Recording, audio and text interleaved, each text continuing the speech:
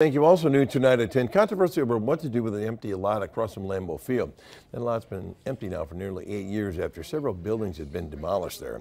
Located on the corner of Lombardi Avenue and Ridge Road, the proposal was a hot topic at tonight's meeting.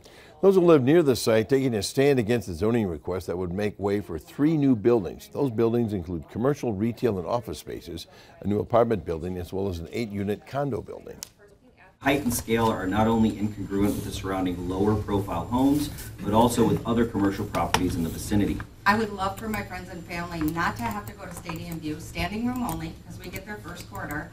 Have another place that opens up where we have more room where we can go to when there's state volleyball, when there's other things.